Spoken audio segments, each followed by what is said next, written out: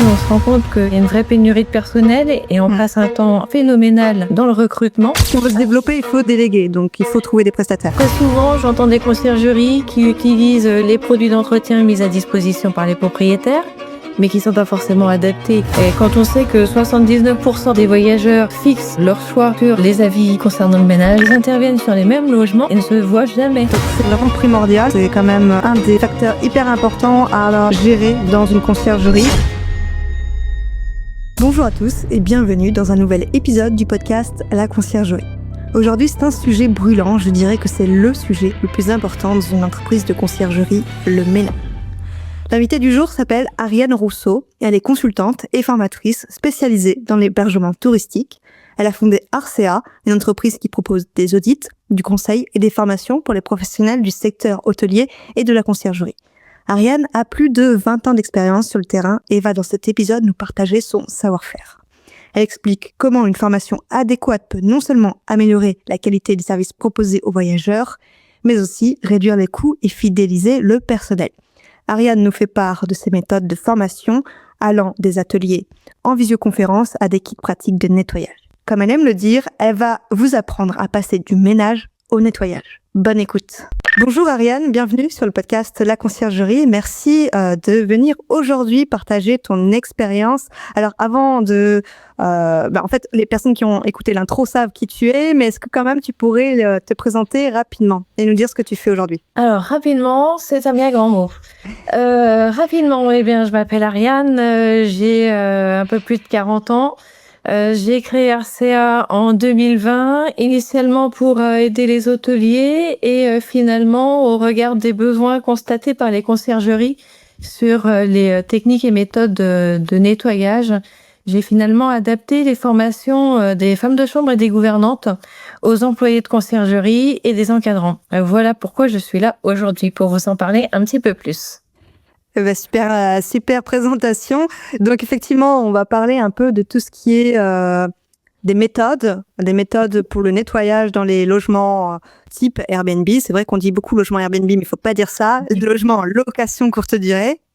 C'est ça. Est-ce que première question, est-ce que tu peux nous dire pourquoi c'est important de bien former ces équipes de ménage en location saisonnière? La formation, elle va avoir un but essentiel sur la pérennité de la qualité des prestations qu'on propose.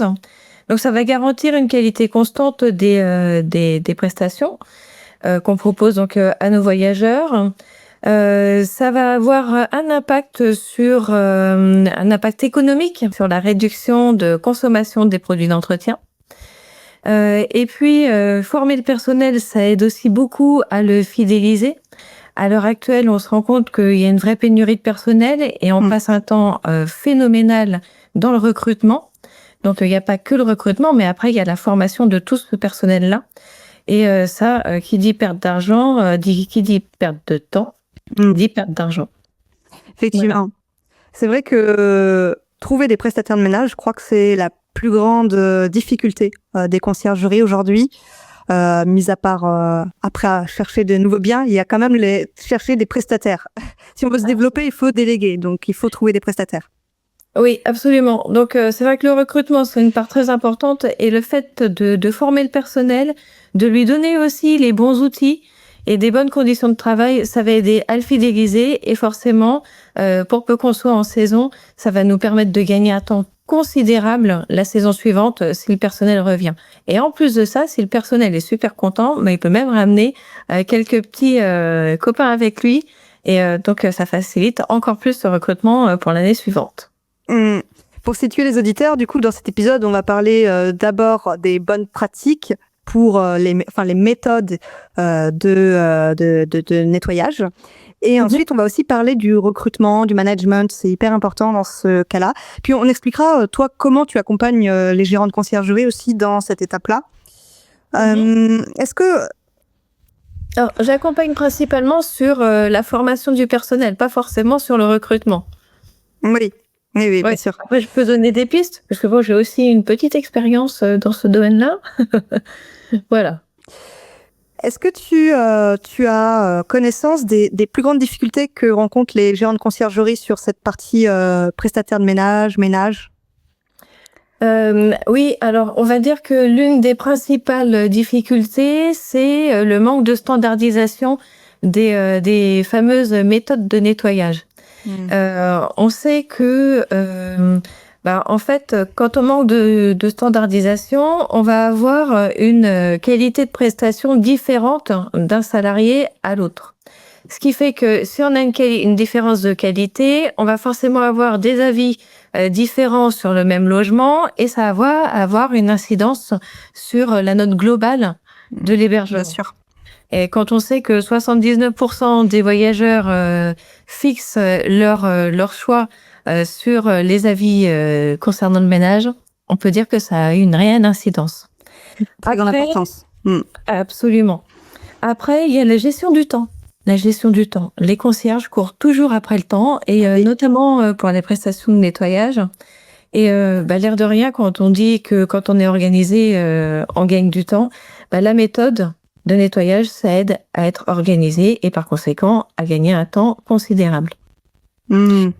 Après, l'autre difficulté, c'est le manque de connaissance de tout le matériel et de tous les produits qu'on peut utiliser pour réaliser cette prestation. Très souvent, j'entends des conciergeries qui utilisent les produits d'entretien mis à disposition par les propriétaires, mais qui sont pas forcément adaptés aux surfaces.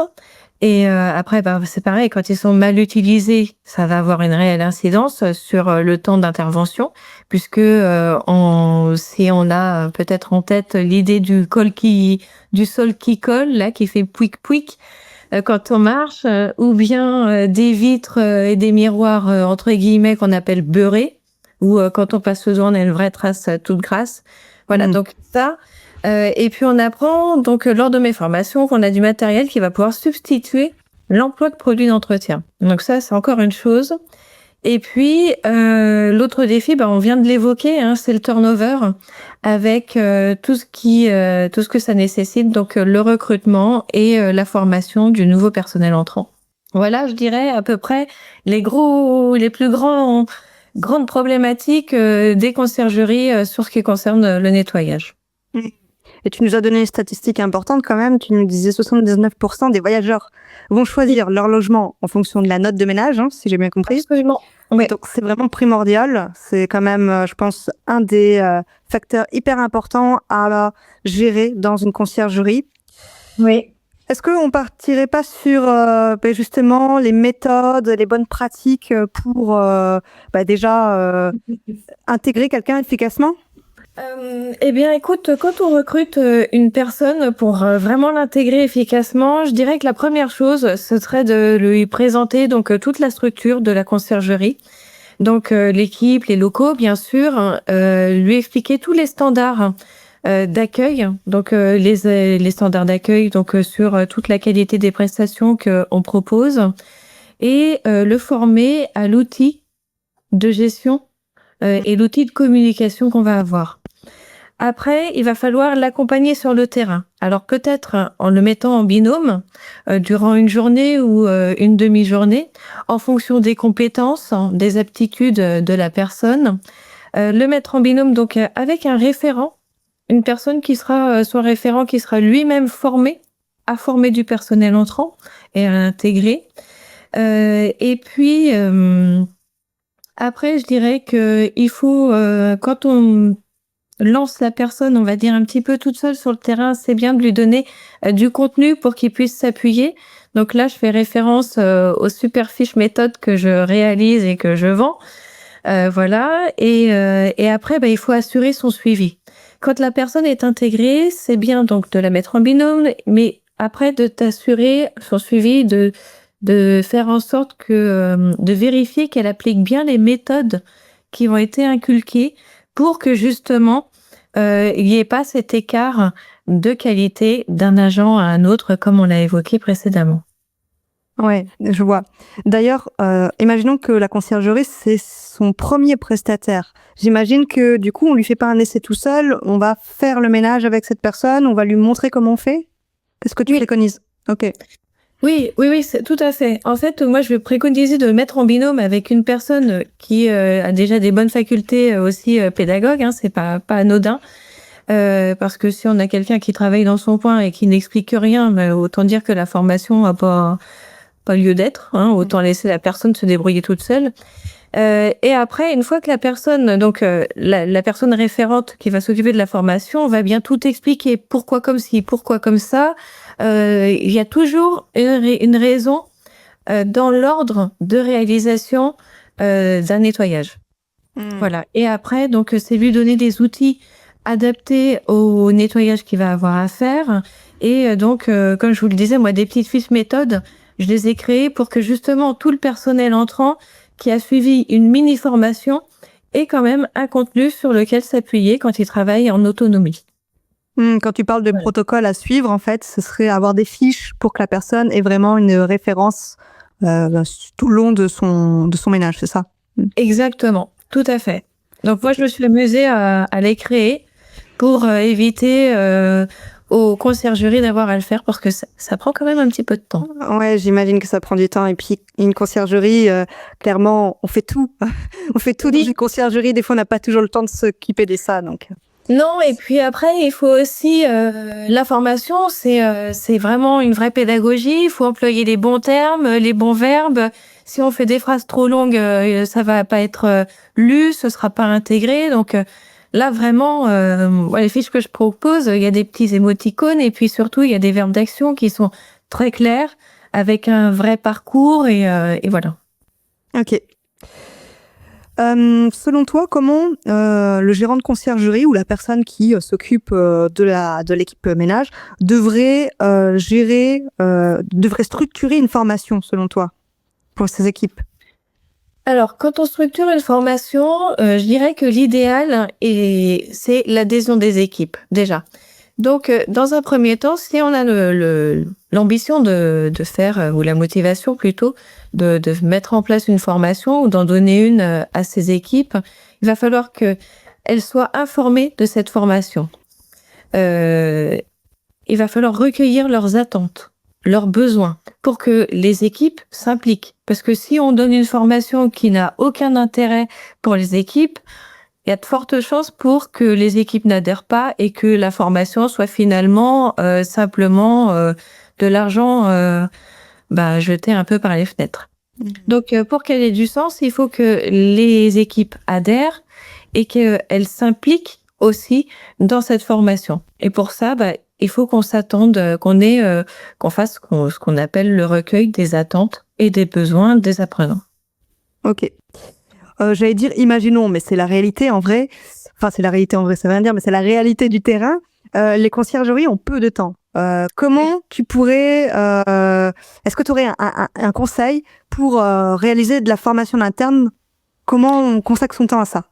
Alors, déjà, la formation, on va dire qu'elle peut être continue.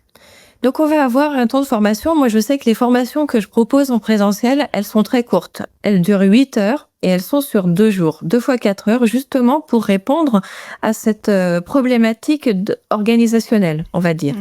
Donc ça, c'est quand je vous fais appel à un intervenant comme moi. Autrement, si on a l'intention de faire ces formations soi-même, déjà, on va fournir un contenu. Donc, on va prendre le personnel. On va pouvoir animer des petites formations, des petits ateliers, on va dire d'une demi-heure, de manière quotidienne.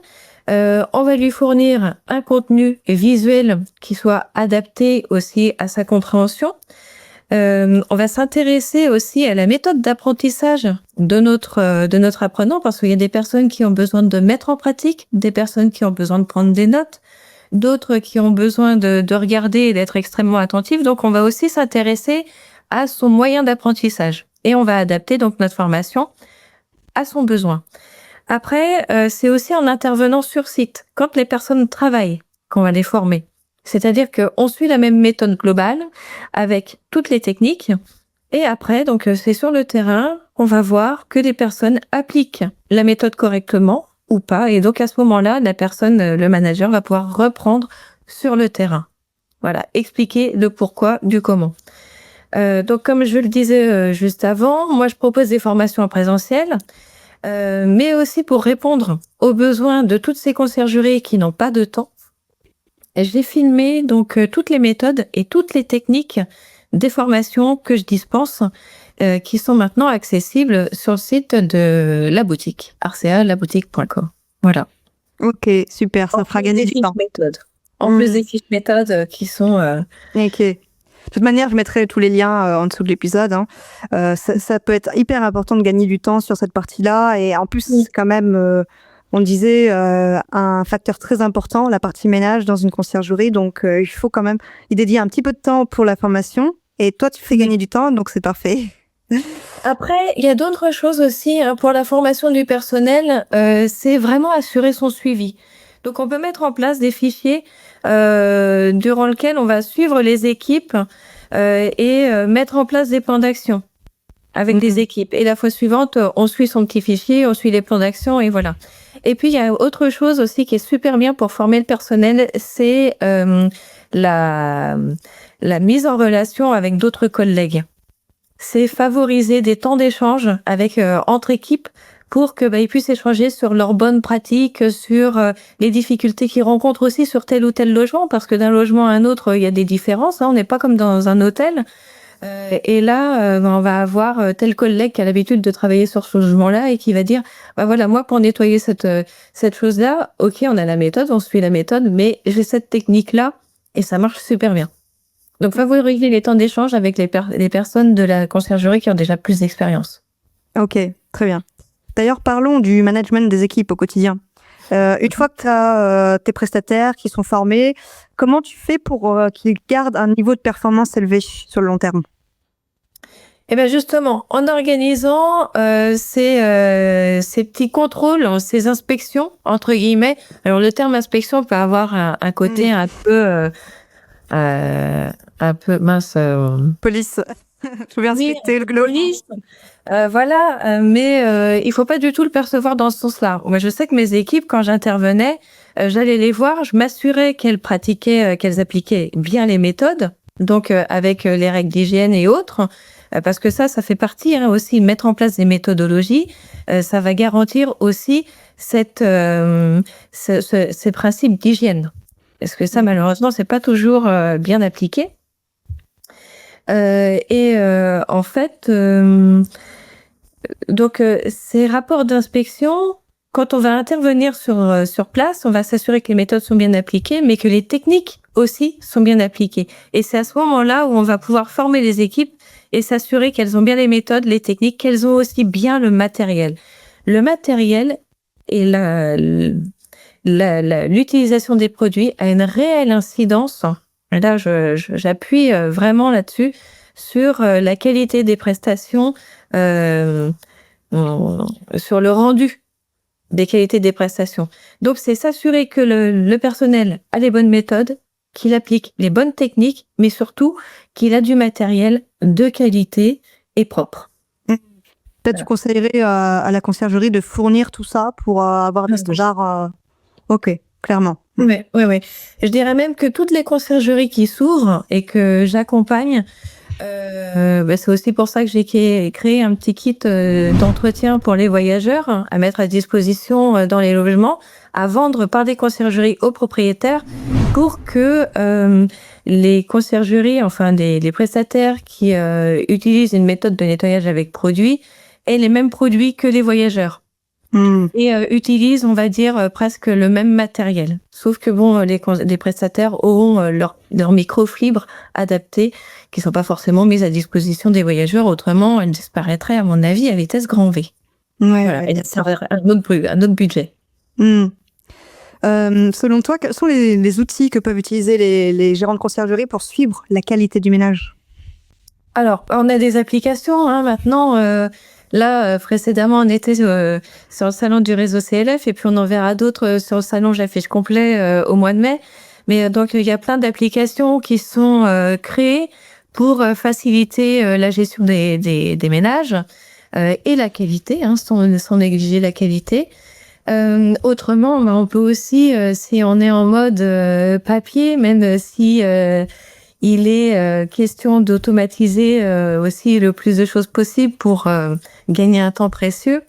Voilà, on peut mettre en place donc un petit rapport de suivi d'inspection où on va apprendre les prestataires par prestataire et faire leur inspection et Ok.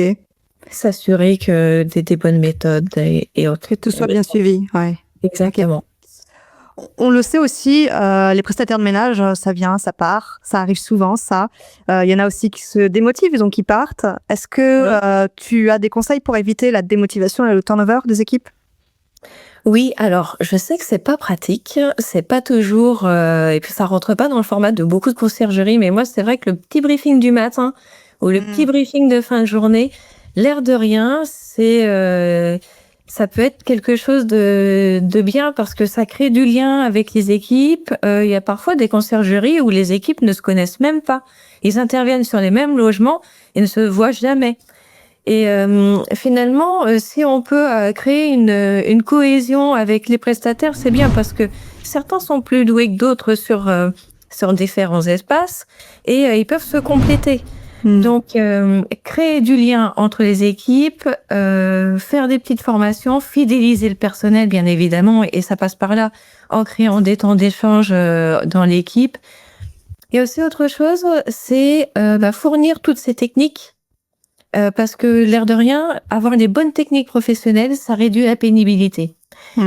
Et si on réduit la pénibilité, qu'on donne le bon matériel, les bonnes méthodes, les bonnes techniques, ça a un impact considérable sur la fidélisation du personnel. On en prend soin. Et quand on prend soin du personnel, il vous le rend au quintuple. Ouais. Là, je pensais... Oui, normalement.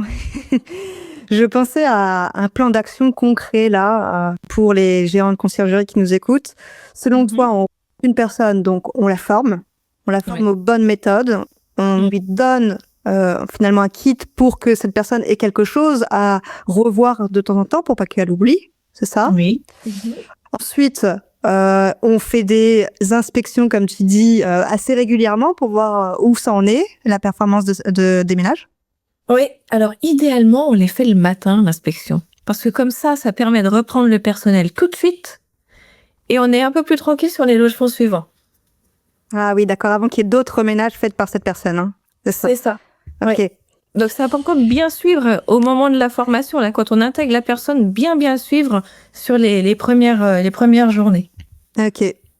Et dernière étape, du coup, on fidélise. On fait un petit briefing le matin, briefing le soir, avec un petit café, pourquoi pas. On rassemble tout le monde pour échanger. Ok.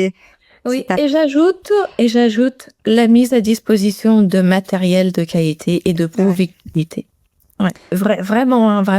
Quand je présente une des microfibres qu'on retrouve dans le petit paquet que j'ai créé exprès pour les conciergeries pour qu'ils aient toutes les microfibres idéales, il y a une microfibre avec lesquelles on fait les vitres sans produit et ça ne laisse aucune trace. Donc, imagine le temps. Ça fait gagner beaucoup de temps, quoi. Ah ouais. Quand on a les bons produits. Et le bon matériel. C'est ça. Et c'est comme dans toute entreprise. Hein. Quand on n'a pas le bon matériel, que un patron ne donne pas le bon matériel, on n'a pas trop envie de travailler ou on est moins efficace, quoi. Donc, ouais. Exactement. Et comme disaient nos ancêtres, on reconnaît un bon ouvrier à ses outils. Est-ce que tu peux nous dire concrètement Arcea, Arcea, tu nous as dit, donc c'est ton entreprise qui propose des accompagnements pour les gérants de conciergerie, mais pas que, mais pour les personnels des gérants de conciergerie. Est-ce que tu peux nous dire concrètement comment tu les accompagnes, sous quel format, etc. Eh bien justement, donc pour répondre aux besoins de chacun et aux bourses de chacun aussi, voilà, donc il y a les formations en présentiel qui durent 8 heures et qui sont sur 2 jours, 2 fois 4 heures parce que il y a beaucoup d'informations. Où là il y a une prise en charge par les OPCO parce que je suis certifiée Calliope. Après donc il y a les ateliers que je peux animer en visio et en présentiel aussi. Donc mais les ateliers en visio c'est bien parce qu'on voit toute la partie théorique sur le matériel, les produits d'entretien et toutes les méthodes de nettoyage de espace par espace qui durent minimum 2 heures auxquelles on peut ajouter en fonction des besoins toutes les vidéos sur toutes les techniques professionnelles. Voilà, donc de la réalisation d'un lit à la réalisation des poussières en passant par la vitrerie. On retrouve donc toutes ces méthodes et toutes ces techniques en vidéo. Voilà. Et puis sur le site de la boutique. Et puis on retrouve également toutes les fiches méthodes qui sont plastifiées, qui sont en format A5 pour que ça rentre dans le panier du prestataire et qu'il ait sous le coude toutes les méthodes en cas d'oubli. Tu préconises quoi? C'est le gérant de conciergerie qui regarde ces vidéos et qui montre comment faire, ou c'est plutôt les prestataires qui vont regarder ces vidéos? Alors, c'est bien parce que comme ça revient sur un petit point que j'ai omis tout à l'heure. Quand on suit une formation, c'est primordial que le manager soit présent lors de la formation qui est donnée aux équipes. En plus, l'air de rien, ça va lui permettre d'avoir un outil sur lequel s'appuyer quand il va devoir les reprendre. Souvenez-vous, pendant la formation, on a bien vu ça, on applique cette technique-là, on emploie cette méthode-là pour telle et telle raison. Après, je suggère qu'il y ait un référent par conciergerie, c'est possible, qui va bien suivre la formation, là idéalement en présentiel parce qu'on va également avoir le temps de mettre en application si la personne a besoin de mettre en pratique pour bien intégrer. Et puis voilà. Après, la formation en présentiel, c'est vraiment ce qui est préféré par tout le monde et on me dit souvent qu'elle est même trop courte. Les personnes apprécieraient qu'elle dure un peu plus longtemps parce qu'elle est tellement dense. Ouais. On voit tellement de choses. Mais en fait, moi, je réponds aussi à ce critère de manque de temps des conciergeries. Pour ça, 2 fois 4 heures, c'est le minimum. Est-ce qu'il faut que ce soit une conciergerie qui a déjà plusieurs prestataires, ou bien si elle est toute seule à gérer pour le moment le ménage, elle peut aussi être accompagnée par toi? Alors, elle peut être justement, si elle gère toute seule, c'est pour ça que j'ai créé aussi ce petit atelier en visio de 2 heures, auquel on va ajouter les techniques. Si la personne a besoin de vraiment voir toutes les techniques, je vais intégrer les vidéos des formations et donc là, on peut passer de 2 à 3 heures. Après plus de 4 heures, on scinde l'atelier en 2 parties. Ok, ça marche. Voilà. Concrètement, tu as accompagné déjà plusieurs conciergeries? Oui, j'ai accompagné d'autres conciergeries, bien sûr, qui sont satisfaites, même si les prestataires au tout début sont pas forcément ultra motivés. À la fin du compte, tout le monde est vraiment content de la formation. Et puis, ça a un réel impact. Il y a des conciergeries, là j'en ai notamment une sur La Rochelle, qui a gagné, on va dire, qui a réduit son temps d'intervention de 20%, quand même, suite à la mise en place des méthodes et l'emploi des techniques. Et puis, qui a réduit sa consommation de produits de 30% également. Oui, parce que moi, dans les formations, j'apprends à bien utiliser les produits. J'en préconise aussi, de sorte que, voilà, par exemple, avec 5 litres de produits d'entretien, on va faire 10 litres de produits prêts à l'emploi. Donc, comparé à un bidon d'Ajax, sauf si je dois pas citer de marque. Il n'y a pas de souci. Qui coûte, on va dire, 3 € pour 750 millilitres, on va avoir un bidon de 5 litres à moins de 20 €, quoi. Pour 50 litres de produits prêts à l'emploi, les calculs sont très rapidement faits. Et puis, c'est pareil, cette formation, a permis à cette conciergerie de réduire les avis négatifs et voire même de réduire de 30% les réclamations et de gagner, on va dire, je sais plus, un taux de satisfaction client qui a vraiment progressé. Ah ouais, c'est hyper important ça en plus, les avis, la satisfaction voyageur. Mais en plus, chose qu'on n'avait pas parlé aussi, ça réduit les coûts. Donc c'est hyper intéressant aussi. Ouais. Réduit les coûts et l'impact environnemental. Qu'on ait l'ambition d'aller vers une démarche RSE, mais alors là, on coche, on va dire, toutes les cases, voire plus encore si, parce que voilà, j'ai des partenariats qui me permettent aussi de proposer des méthodes de nettoyage avec produits, donc écolabel, idéalement, et sans produit du tout. Donc là, on est encore... Ah oui, clairement. Ouais. Là, on coche encore plus de cases en matière de RSE. Ouais. Si on veut faire appel du coup à tes services, comment on fait? Comment on fait? On me contacte soit sur le site d'Arcea.com, Et là, on a toutes les prestations que je dispense avec un lien vers le catalogue des formations.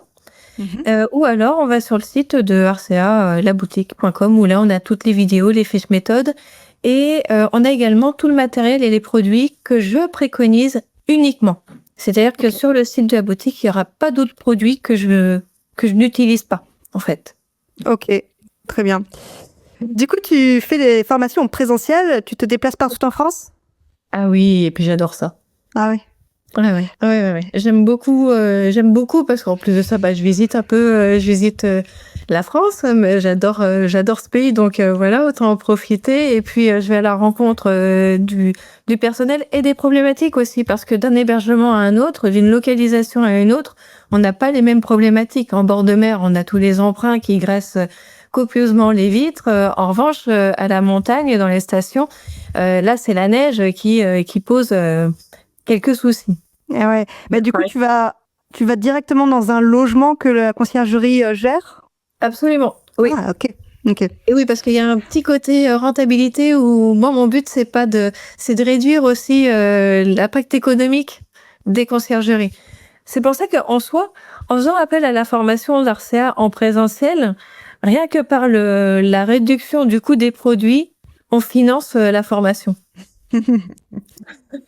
Super conseil. En tout cas, Ariane, tu nous as donné de très bons conseils. C'est vrai que la partie prestataire de ménage, c'est vraiment le nerf de la guerre, j'ai envie de dire, en conciergerie. Donc maintenant, on saura comment les former, les prestataires de ménage, on saura comment les garder, les motiver. Et puis, on pourra même passer par toi si on veut faire des économies de produits ou qu'on veut avoir des meilleures notes pour ces ménages. Et fidéliser le personnel, ce qui n'est pas rien, parce que ça aurait une incidence aussi à un moment donné. Ah oui, c'est sûr. Ouais. Est-ce que tu as un dernier mot de la fin ? J'ai hâte de rencontrer toutes les futures conciergeries qui écoutent ce podcast. Et puis, un grand merci à toi. Merci beaucoup à toi, Ariane, pour tous tes conseils. Et puis, je te dis à bientôt. À bientôt, Vanessa.